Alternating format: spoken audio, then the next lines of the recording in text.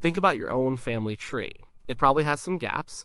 Maybe there is a great great aunt who nobody remembers well, or a branch of the family that moved away a century ago and lost touch. You know they existed, but the details are gone. The faces are faded. The stories are lost. Now imagine that for the entire human family. Not just for a few hundred years, but for millions. The tree is enormous, and most of it is missing. We have a few key ancestors we know a lot about. We have ourselves right at the top of one tiny twig. Terrible, but what about the rest of the tree? Are there entire branches, whole lines of human relatives that are completely gone? Lost to time, with no record left behind? The short answer is yes, almost certainly. The picture of human evolution we often see is a simple line. A stooped ape-like figure slowly stands up straighter and straighter until it becomes a modern human. That image is wrong. It is clean and simple, but the reality was messy and complicated. It was never a straight line. It was a dense branching bush. For millions of years, the world was home to many different kinds of hominins. Hominin is the group that includes us, Homo sapiens, and all of our extinct ancestors and close relatives after we split from the chimpanzee lineage. At certain times in the past, several different hominin species lived on Earth at the same time. They walked in different landscapes, they developed different tools, they solved the problem of survival in different ways. We were not alone. We are just the last one standing. All those other branches are now lost in the sense that they are extinct. But the question is deeper than that. Are there branches we do not even know existed? Are there entire species of early humans that lived, thrived, and died out without ever leaving a single fossil for us to find? The evidence is pointing strongly in that direction, and the story of how we know this is a detective story written in stone and in our own DNA. To understand what is missing, we first need a quick look at what we have found. Our story starts with early ancestors like the Australopithecines. The most famous is Lucy, a member of Australopithecus afarensis who lived over 3 million years ago in Africa. She walked upright, but still had many ape-like features. She was part of a successful group that lasted for a very long time. And they were one major branch of the family. Then, around 2.5 million years ago, our own genus, Homo, appeared. Our early members like Homo habilis, the handyman, were making simple stone tools. They were different from the Australopithecines. Their brains were a bit bigger. Their faces were a bit flatter. This was the beginning of a new major branch. That branch then gave rise to Homo erectus. This was a truly successful hominin. They were taller, more like us, their brains were bigger still, and they were explorers. Homo erectus was the first hominin to leave Africa, spreading across Asia and parts of Europe. They survived for nearly 2 million years. That is an incredible length of time. Our own species, Homo sapiens, has only been around for about 300,000 years. Homo erectus shows just how big and long-lasting a single branch of the human family tree can be. From there, the picture gets more crowded. In Europe and the Middle East, a group evolved into the Neanderthals, Homo neanderthalensis. They were robust, intelligent, and well adapted to cold climates. They hunted large game, made complex tools, and buried their dead.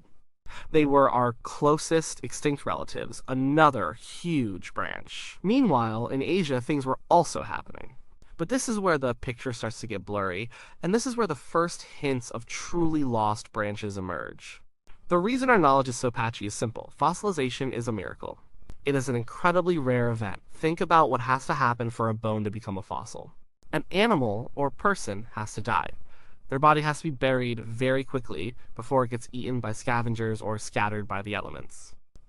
It needs to be buried in the right kind of sediment, like mud or sand. That is low in oxygen. Over millions of years, minerals in the groundwater have to seep into the bone, slowly replacing the organic material with stone. Then, the rock layer containing the fossil has to survive eons of geological pressure, heat, and erosion. Finally, it has to be exposed on the surface at just the right time for a paleoanthropologist to walk by and notice it. The odds of any single individual becoming a fossil are astronomically low.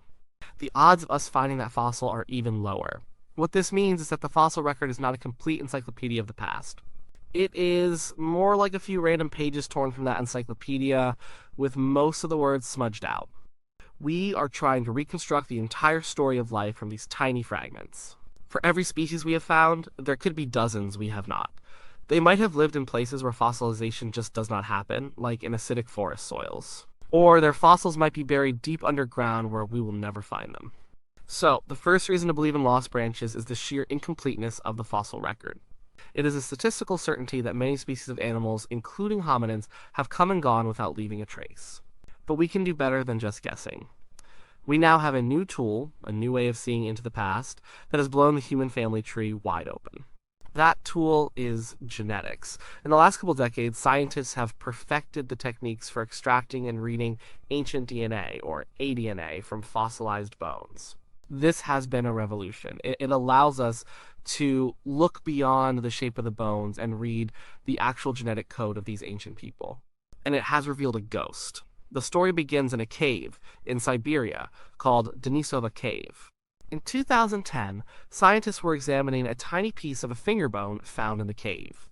It was from a young girl who lived there tens of thousands of years ago. The bone was too small to tell them much. They assumed it probably belonged to a Neanderthal, as Neanderthal remains had been found nearby. Just to be sure, they decided to try to extract DNA from it. The results were shocking.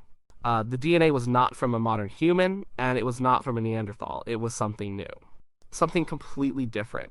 This was a new branch of the human family tree. A whole population of ancient humans that, until that moment, we never knew existed.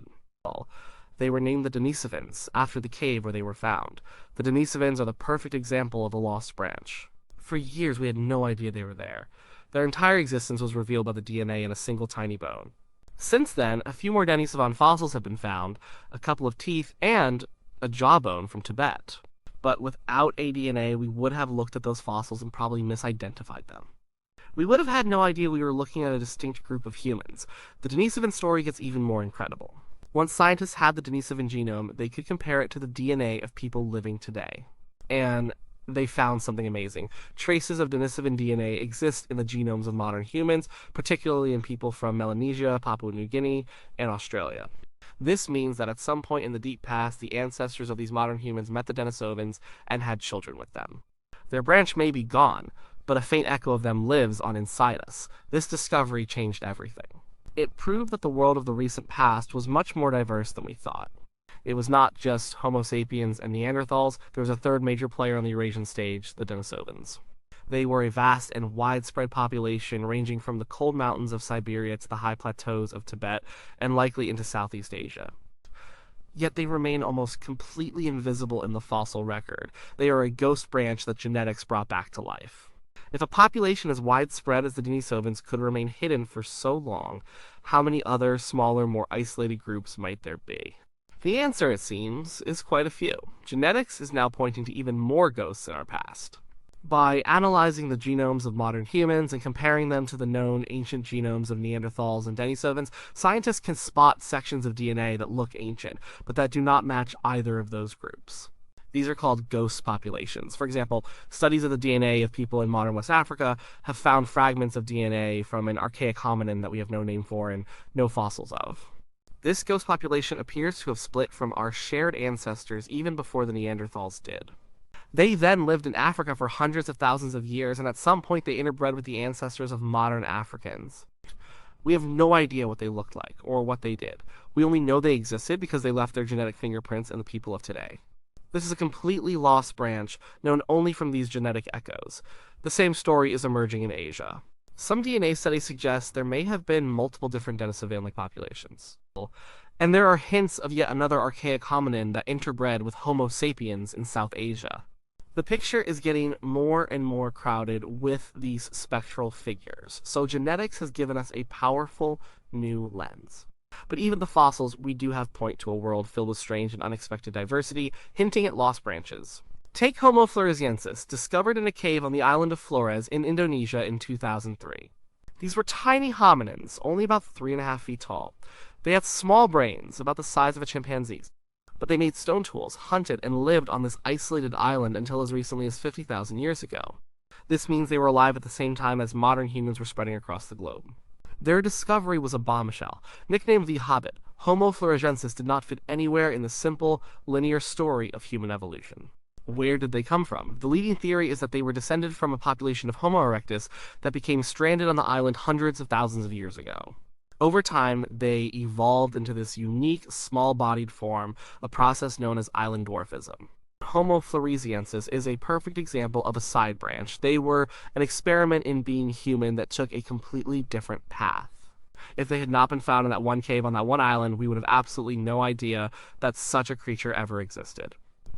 It makes you wonder, how many other islands in Southeast Asia or isolated valleys in Africa or Asia hosted their own unique experiments in human evolution? How many other hobbits lived and died, their entire branch of the family tree growing and withering in isolation, leaving no record for us to find?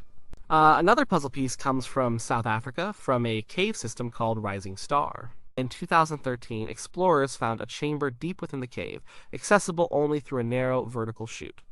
The chamber was filled with bones, not animal bones, hominin bones. They belonged to a new species which was named Homo naledi. This was another shock. Homo naledi had a strange mix of features. Some parts of their anatomy, like their feet and hands, looked surprisingly modern.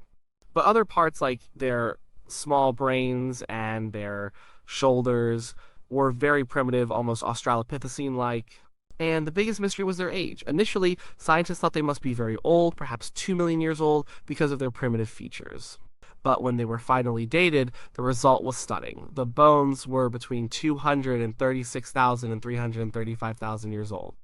This is the same time that early Homo sapiens were emerging in Africa. It means that while our own direct ancestors were evolving, there was another, small-brained, strange-looking species of hominin living right alongside them on the same continent. Where does Homo naledi fit in the tree? We do not know. They seem to be on their own unique branch, a lineage that may have split off from the main line of human evolution very early on, and then survived, hidden, for almost 2 million years. They are another testament to the bushy nature of our past. They show that evolution does not always move in one direction. It tries out different combinations, different ways of being. Most of those ways eventually lead to a dead end. Homo naledi was one such branch, a long, lonely twig on the human family bush that we only just discovered. The more we look, the messier the picture gets. In China, fossils from a place called Red Deer Cave have added another wrinkle. These fossils are very recent, only about 14,000 years old, but they have a mix of modern and archaic features that does not quite fit with modern humans. Are they a new species? Are they hybrids between modern humans and an unknown archaic group, maybe the Denisovans? We do not know. The DNA in the bones is too degraded to get a clear answer yet. But they are another hint that our recent past was not as simple as we once thought. All of this evidence, from genetics and from strange fossils, points to the same conclusion. The human family tree we know is just a sketch, a rough outline with huge sections missing.